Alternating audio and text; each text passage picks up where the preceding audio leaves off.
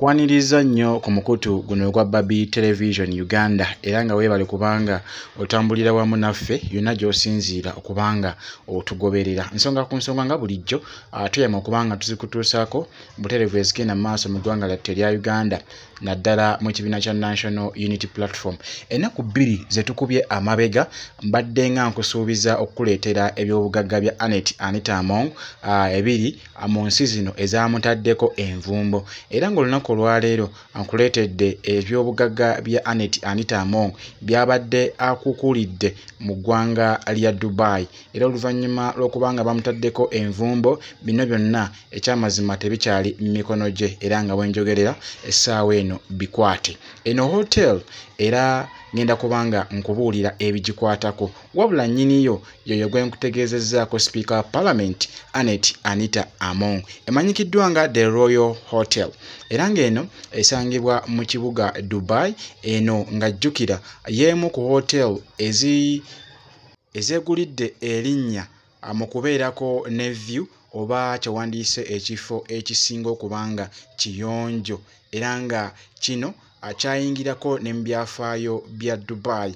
era nga kyekimu ku bifo oba ku hotel ezisinga okubanga za bbeeyi. Waliwo resort era nga kifo kiri kumpi n'amazzi nga emumanyi eggwanga lya Dubai nti lisinga lyetoolodde mazzi. Ekizimbe kino bw'okitunuulira kizibu nnyo okukkiriza nti kya Speaker wa Parliament Anita Among.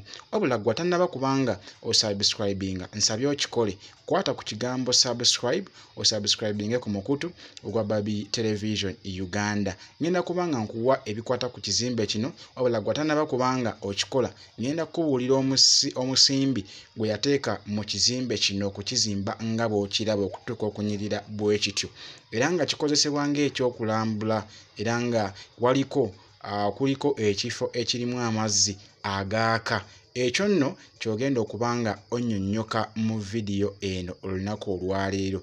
Nziramu okujjukiza gwe atannaba kubanga osubscribinga kikole, kwata kagambo subscribe okwate ku kade ako, byonna bw'obikola ojja kubanga ofuna ka message buli we tunaaba tutaddeyo eggulire gyonna ono ku mukutu ogwa Babi Television Uganda. Sinaba kubanga nkuleetera ebyobugagga bya Anita Among bye bakwatidde mu ggwanga lya Bungereza, wabula nsazeewo olunaku olwaleero nsooke n'ebyobugagga bye ebiri mu ggwanga lya Dubai. Ekyamazima w'olaba hotel eno matiribona. Hotel eno matiribona nga bw'ogiraba. Navaayo gye buvuddeko anenkulaga engeri Speaker Anita Among gy'akuŋŋaanyaamu omusimbi guno okuyita mu nfulumya ya gavumenti eno era okusinziira ku ebyo bye nakutegeezaako nti waliwo trips Speaker wa Parliament Anita Among z'akola nga spendinga obukadde obutakka wansi w'obukadde 5. Nkiddamu, waliwo trips oba engendo Speaker wa Parliament w'eggwanga lyattu erya Uganda Anita Among za spendingako obukadde obutakka wansi bwa 5 ate ng'obwo buli lunaku aba afuna omusaala nga kossa ne kalawense buli lw'abeera afulumye ebweru w'eggwanga okutambuza emirimu gya gavumenti ya wano eya Uganda. Nakutegeezaako gye buvuddeko anti buli lunaku olukya ne luziba Speaker wa Parliament afuna $. Nakutegeezaako gye buvuddeko nti Speaker wa Parliament y'eggwanga lyattu erya Uganda Speaker Anita Among Mama Bukedia buli lunaku oluyitawo afuna $4,000 buli lunaku. Zino nno nga zisukka mu miliyoni 15 buli lunaku zaafunanga allowance. Oboolyawo wandyebuuza nti Speaker wa Parliament Anita Among omusimbi ogwo yaguggyawa okubeera ne hotel eno matiribona. Ekizimbe kino tekinnaba kubanga akiweza yadde emyaka egiwerako 5 era nga bw'okiraba nti design mpya kiri ku mulembe buli kirimu.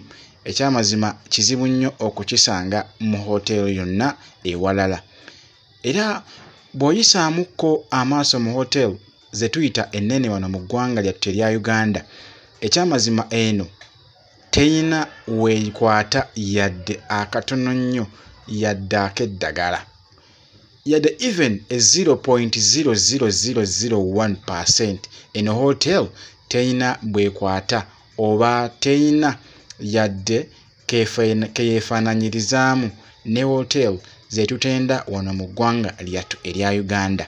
Eno hotel y'emu ku ezo eziddirira 5 star abamanyi 5 star e Dubai awatera okubeera akasajja kano ka Brian White.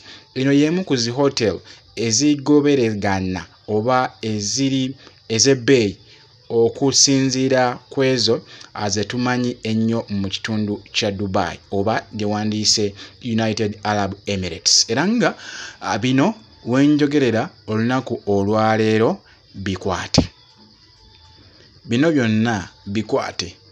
Oyinza okubeerawo n'okyebuuza nti Speaker Annette Anita Among Munnayuganda? Ye Speaker Annette Anita Among Munnayuganda era nga Mama Bukedia. Abalabako ku bifaananyi bye eby'emabega nga tannaba kubanga akyusa oba afuuka omuzungu mwabiraba bulungi nnyo nnyini ddala. Ekitegeeza nti bw'otunuulira kakala ako ke yalina mu kusooka ekyamazima Mama Bukedia Munnayuganda awedde emirimu. Era nga woteera eno nga bw'ogiraba amatiri bonna ekyamazima kizibu nnyo okukkiriza nti Munnayuganda olw'ensonga nti n'abagirimu abagikolamu oba abagiddukanya kabeere weyita kabeere kiriina ekyamazima kyo kiri nti si Munnayuganda. Si Munnayuganda.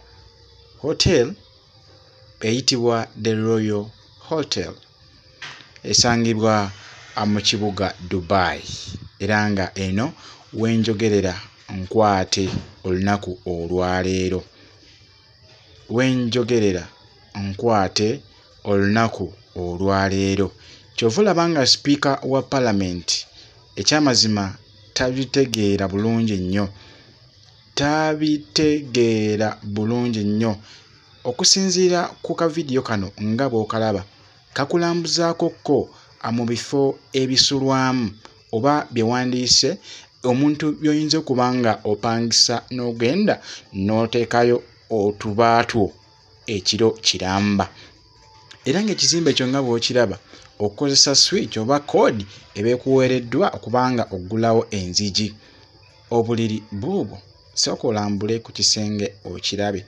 Kino bw'okiyingiramu ekyamazima obanga ali mu nnyumba yo ewaka olw'ensonga nti bw'okituulako n'ofuluma eyandibadde nga balcony lake view ogiraba. Ekyo kye bayise The Royal Hotel eya Speaker wa Parliament y'eggwanga lyattu erya Uganda Annette Anita Among.